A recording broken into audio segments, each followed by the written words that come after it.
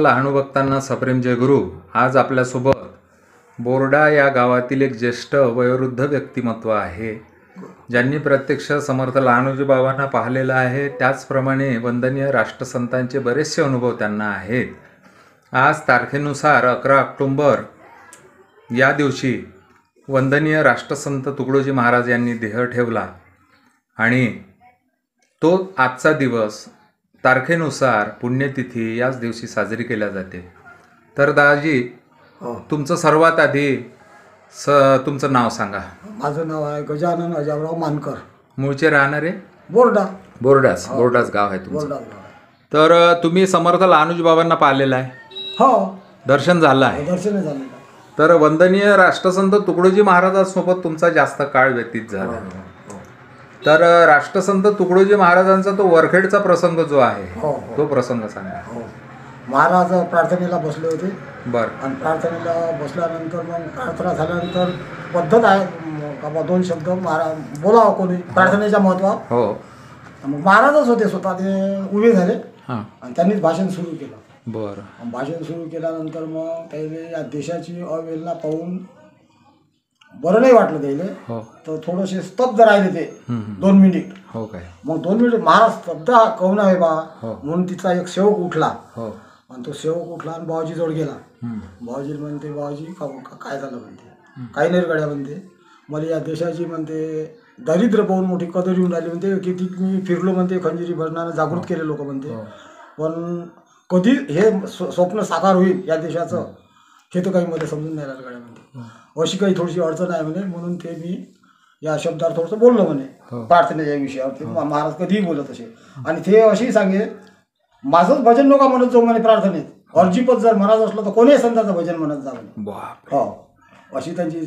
म्हणूनच की राष्ट्रसंत तुकडोजी महाराजांचा जो पुण्यतिथी महोत्सव होतो, तो सकल संत मानवता दिन म्हणून साजरा केला जातो. सर्व संत मानवता दिन असा म्हणून साजरा केला जातो. त्यांनीच सांगितलं आहे जयंती सुद्धा ग्राम जयंती म्हणून साजरी करत जा. वंदनीय राष्ट्रसंत तुकडोजी महाराज म्हणजे ग्राम जयंती म्हणजे त्यांच्या नावाची जयंती. माझं नाव न घेता बा ग्रामाचं नाव घ्या आणि ग्राम जयंती या रूपानं साजरी करा. तर त्यानंतर जेव्हा विठ्ठलाच्या दर्शनाची जशी ओढ लागली होती त्यांना, तो प्रसंग सांगा.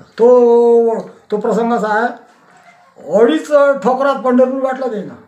कशा पद्धतीचं ते पूर्वीपासून सांगा, कसे केले. त्यांचं असं, त्यांची जी आजी होती विठ्ठलाची भक्त. बरं. आणि दरवर्षी ते पंढरीला वारी करायला जायचे.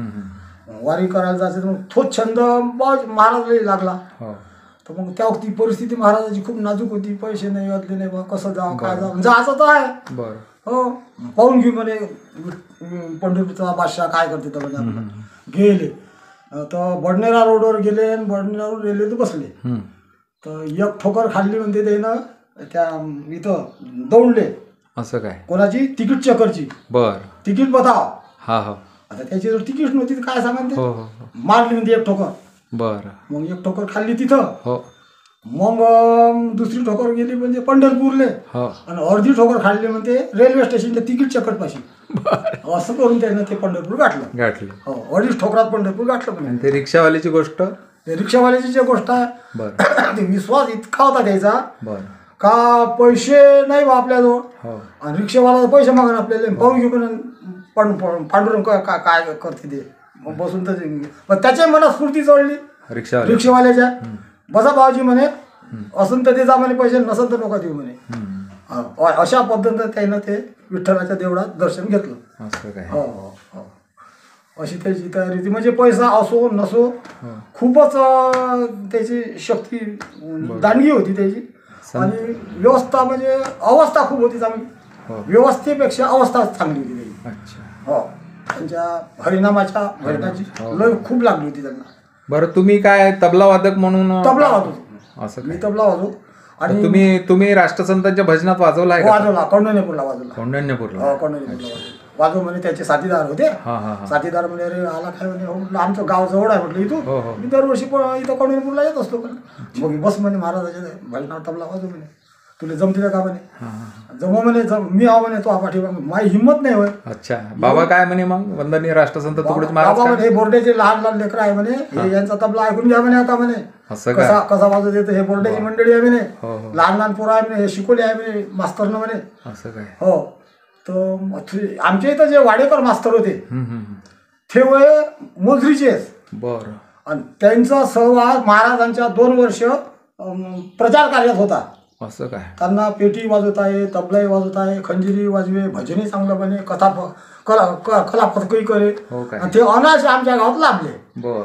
मग आमच्या गावात लाभल्यानंतर मग आम्हाला त्यांनी शिकवलं. हो. तबला कसा वाजवायचा, भजन कसं म्हणायचं, प्रार्थना कशी करायची, हे सगळी लय आम्हाला त्यांनी लावून दिली वाडेकर गुरुजी. वाडेकर गुरुजींनी. बरं. आणि वाडेकर गुरुजीचा असा अनुभव आहे का जनपदचा काळ होता तो. बरं. आणि जनपदच्या काळात 9वा वर्ग शिकले होते हो. वाडेकर मास्तर. बरं. मग वाडेकर मास्तर 9वा वर्ग शिकले होते. त्यावेळेस रावसाहेब ठाकूर होते जनपदचे अध्यक्ष बरं. चांदूरच्या. आणि अध्यक्ष असताना त्यांनी सांगितलं ह्या पोराले म्हणे चिठ्ठी एक लिहून दिली, ह्या माझ्यासोबत म्हणे भजन करायला राहत असते म्हणे, या पोराले म्हणे नोकरी रावसाहेब लावून द्या म्हणे. एक चिठ्ठी देऊन दिली त्याच्यात.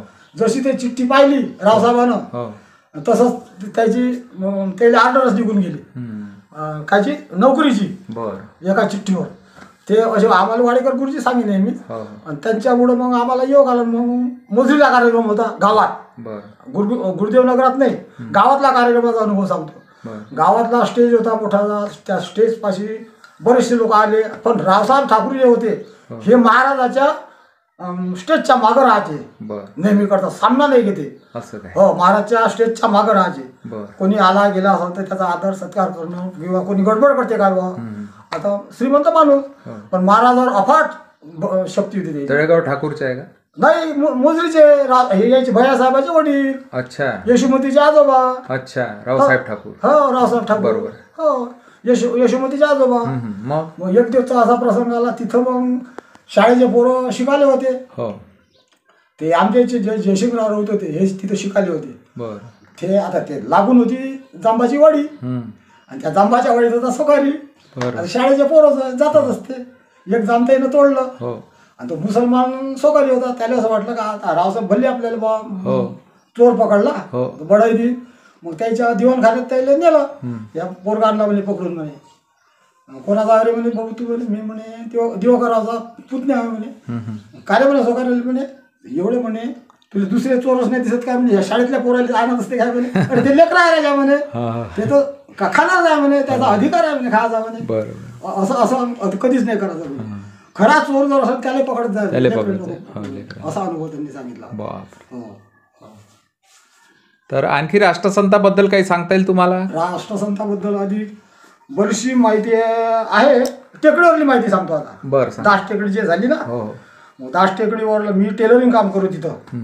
आणि तिथं टेलरिंग करत सहजासहजी ध्यान झाल्याबरोबर 2 गाड्या निघाल्या त्या बट्टावर. म्हणजे त्यावेळेस बरट होता तो. रामदास आपले स्वामीजी सीतारामदास स्वामीजी आणि महाराजची एक गाडी, स्वामीजीची एक गाडी. त्याच्यात दामोदर पण हे महाराज बसले गेले. सारे लोक अचंबा करी, महाराज इकडे गेले कायच्यासाठी बाबा म्हणे, कोणतं काम आहे म्हणे, त्या बड्डावर जायचं. कोणालाच काही कल्पना नव्हती. बड्डावर गेले म्हणे, कायच्यासाठी गेले, काय अशी योजना आहे वयाची, कसं आहे काय आहे काही समजत नाही कोणाला. हो. मग तिच्या लोकांनी सांगितलं ते ना, अरे इथं म्हणे झेंडी रोय म्हणे एक, इथं या झेंडीच्या ठिकाणीच रामकृष्ण हरी मंदिराची मूर्ती बसली पाहिजे म्हणे, त्याच्या आजूबाजूला देऊळ बांधायचं म्हणे. पण जे झेंडी रोयली आहे तिथं रामकृष्ण हरी मंदिराचं स्थापना झाली पाहिजे म्हणे मूर्तीची. असे त्याने ते उद्गार काढले होते त्यावेळेस. हे आम्हाला माहिती आहे. मग नंतर बरं, लहानोजी बाबाचं दर्शन झालं का तुमचं? लहानोजी महाराजचं दर्शन झालं. टाकरखेडला गेलो होतो, आपले दिवाकरराव राऊत होते. बरोबर. त्यांनी नेलो होतं आम्हाला, लहान होतो आम्ही. बरोबर. तिथं भजन केलं रात्रभर. हो काय? हो, स्वयंपाक होता त्यांचा. अच्छा. पूर्णाच्या पूजा स्वयंपाक त्याच्या भाषाच्या इकडे. बरोबर. अशा अनुषंगाने दर्शन झालं आहे तुमचं? दर्शन तर झालं, पण त्यांचा लहानोजी महाराजचा अनुभव सांगतो. सांगा ना. पहाटे उठले आम्ही, ध्यान झाल्याबरोबर पहाटे खूप 4 वाजताच्या पहाटे उठले. बरोबर. जे संस्कृत मध्ये बोलत राहिले, संस्कृत मध्येच बोले. हो काय? आम्ही प्रत्यक्ष ते शब्द ऐकले संस्कृतचे. हो, संस्कृत खूप जोरात संस्कृत बोलत जाय. म्हटलं गेली बाबा हे संस्कृती. जगावर सत्ता होती ना हो, बाबाची, जगावर अजूनही आहे. अजूनही आहे. खूप बोले ते. संतांना कोणती भाषा अवगत नव्हती असं विचारा. सगळ्या भाषा आहेत. सगळ्याच भाषेचा हे असते त्यांना अभ्यास असते. बरोबर.